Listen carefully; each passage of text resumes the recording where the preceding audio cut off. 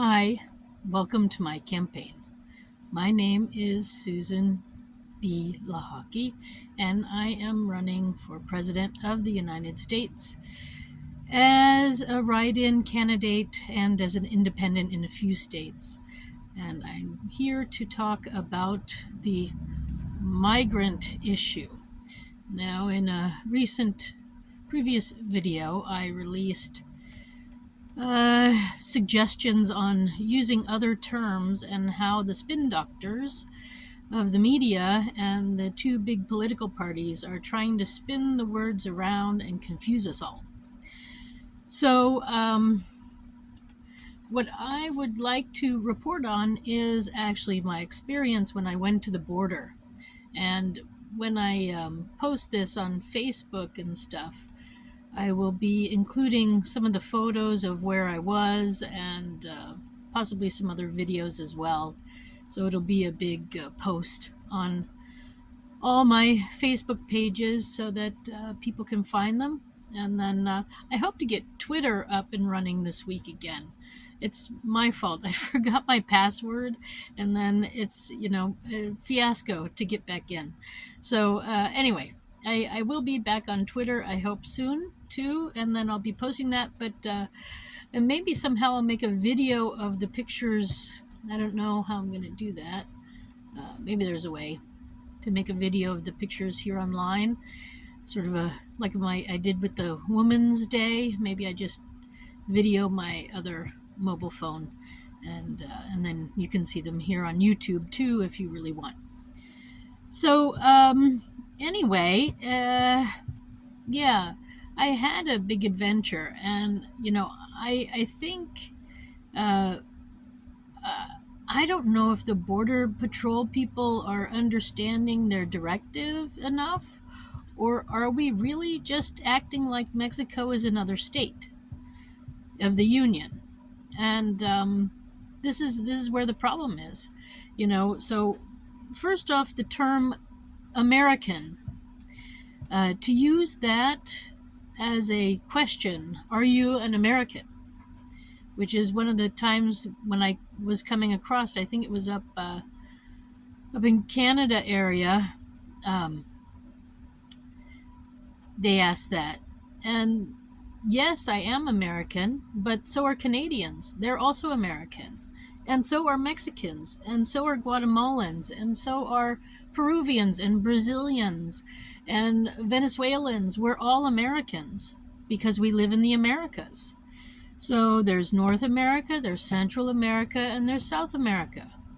So to ask somebody if you're American at a border is not really checking the border. It's not keeping a secure border. It's a wrong question. At checkpoints too, to ask that question is not really doing your checking, because again, they can easily say yes and mean it and be correct. So I don't know what's going on there.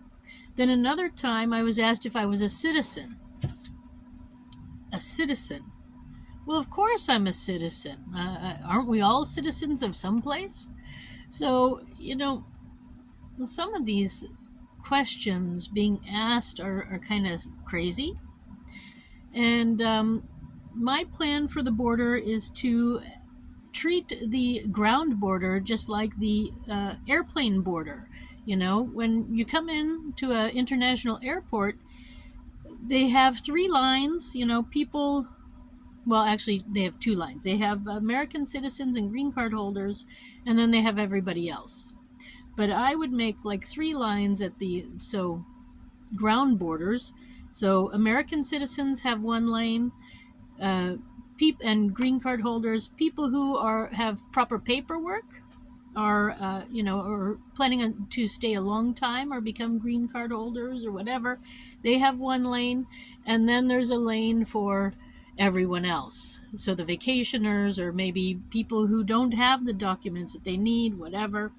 And those are the people that if they don't have the proper documents, we send them back. First off, they have to have a passport.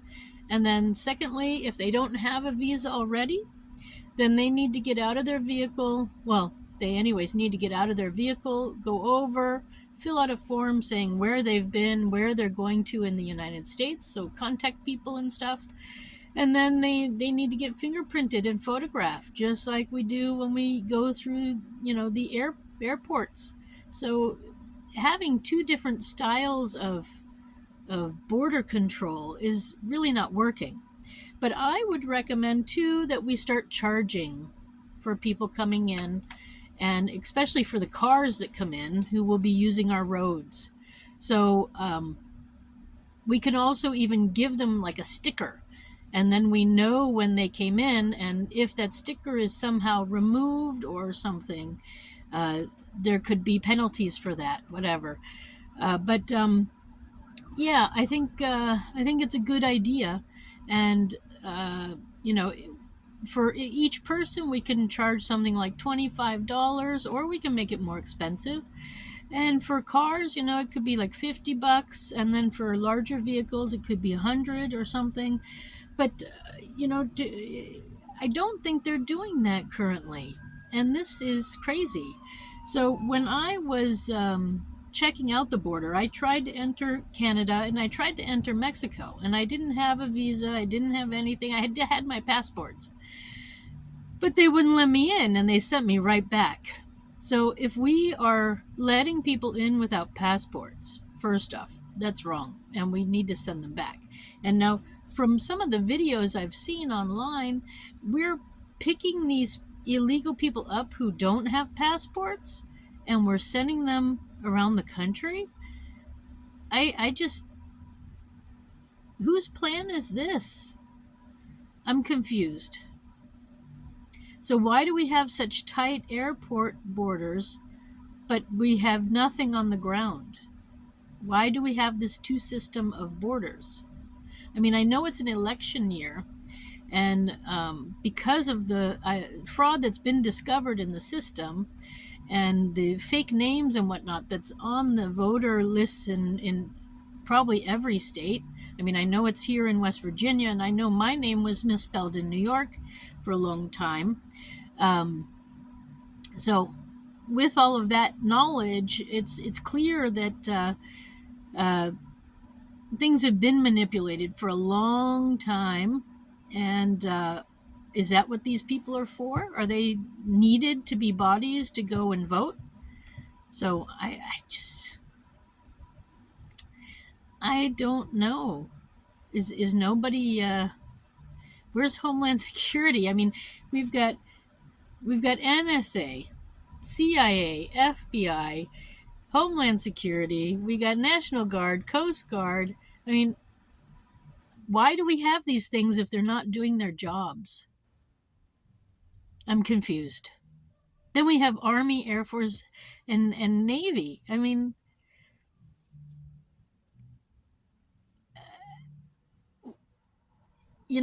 is everybody on vacation? So anyway, between the media and the two big parties doing their spin doctor stuff to get us all worked up and afraid, this is an election year, and they're doing it on purpose. So whatever the truth is, it's an election year. So that's why we're hearing a lot about it right now. There are real people who need asylum, and those people are probably actually being drowned out by all the other things going on, and that's the sad part. So my advice, my policy on the border would be to implement what I just said about the 3 lanes and charging people to come in, and then I suppose we could even make checkpoints where they monthly have to check in. I mean, we can do anything we want, really, because these people are just visitors, right? But anyways, the other part of that is I think we would actually prefer to have legal people coming into the country rather than illegals, right? I mean, that's what I would like. I think that's what you would like. I mean, we are a country made out of people searching for a better life. So we want to stick with our original premise of that. So we don't want to close our doors, but we have people who are at that door who are also keeping people out. Certain embassies have a reputation of sending certain people back home and not letting people in.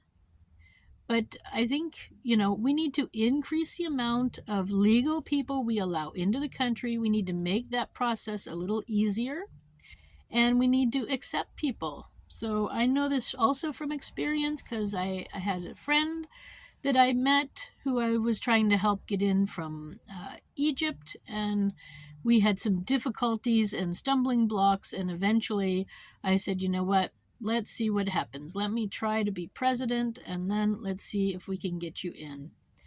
But the point is that we have people working at the borders who are prejudiced against certain religions, and they're keeping people out, or they're prejudiced against certain skin color and they're keeping people out. And our government is not supposed to be prejudiced. It says right in our First Amendment, we are not a religious country, and we have freedom from that. So we need to get proper people in proper positions doing their job professionally. Because to use prejudice in a job where you're supposed to be bringing people in, good people in, prejudice has no place there. So we have to increase the numbers from each country that are allowed to come in, and let's start enjoying our expansion and the diversity that we have already here, but around the world. That's what it's about. And we need to grow as a nation. We have lots of jobs, lots of empty ghost towns that could use some sprucing up and some people. So we got room. Let's let them in. All right. So that is my my platform on border control and immigration. Actually, my immigration platform.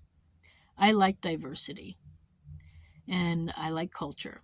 As long as you're not hurting anybody, you are welcome. As long as,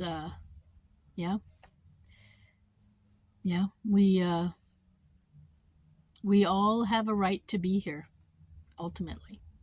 But you have to come in the proper channels.